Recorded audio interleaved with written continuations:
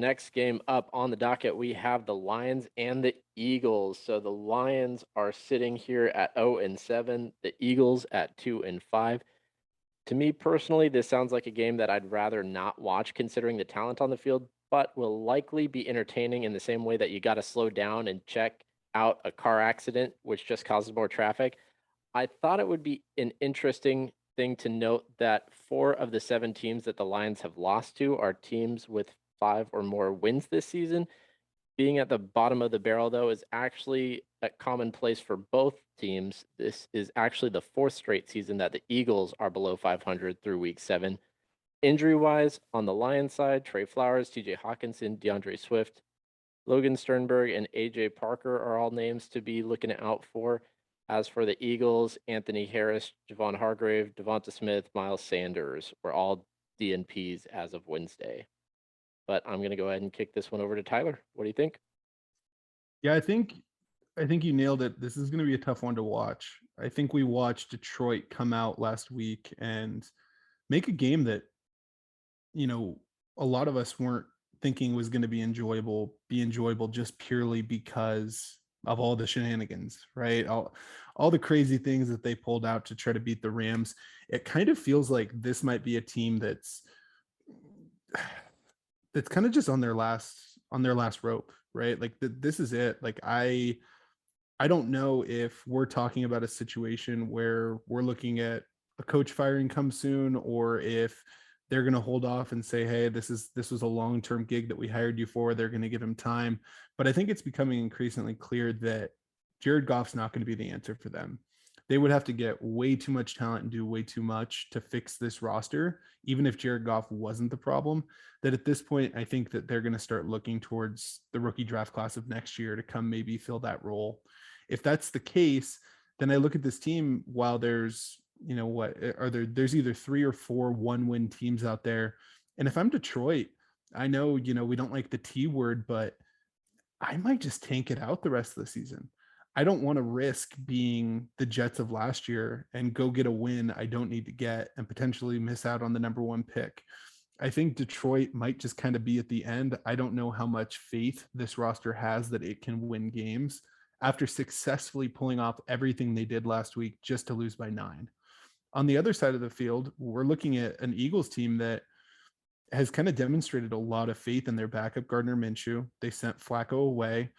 And I think Jalen Hurts is kind of right there with the Lions in that this is his last real shot. This is going to be, I think, the chapter the next couple of weeks that decides what Jalen Hurts' book is going to look like as an NFL quarterback. I know a lot of fantasy managers don't want to hear that. He's been great for fantasy, but the on-the-field success just hasn't correlated. I'm going to take the Eagles here to cover the 3.5. I have some kind of faith that Jalen Hurts is going to find a way to keep this gig a little while longer.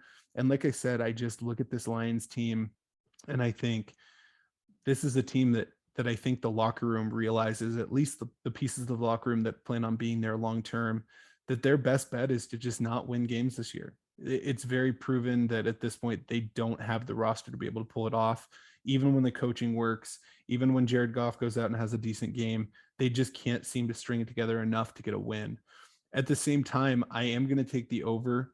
I think Jared Goff can be a serviceable quarterback against an Eagles team that has been allowing a decent amount of points. And Jalen Hurts, there's a reason he scores in fantasy, and it's because he scores in the game, right? He doesn't do it very pretty. There's been some turnover issues. There's been some stuff like that. But Jalen Hurts finds a way to get the offense into the end zone a few times. I want to say that they've put up 20 points in every game other than maybe one this season. So I think it's going to go over. I don't think it's going to be very pretty, but I do like the Eagles to cover, and I like Jalen Hurts to hold on to his job for at least another week. What do you guys think? So I think the Lions get their first win of the season this week. The Lions have shown remarkable resilience in the face of a lot of adversity over these first 7 weeks, in my own opinion here. And I believe if there was a week that they were going to win, it was going to be this one, simply because of the matchup and the scheme itself that the Lions like to run. Now, the Eagles have had a pretty decent secondary.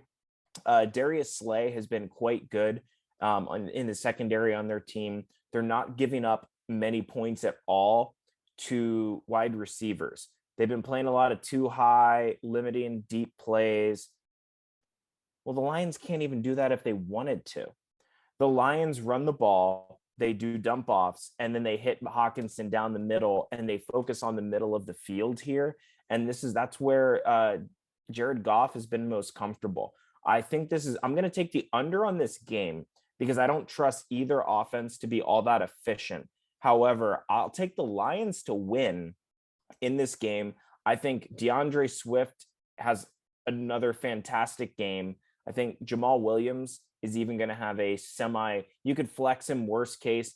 Obviously, Swift's snap percentage has risen each of the last several weeks to the point where he's clearly the number one here at this point. Whether it's pass catching or whether it's actually just taking the rushing attempts itself. But I've got a lot of faith in Hawkinson. I have a lot of faith in Swift.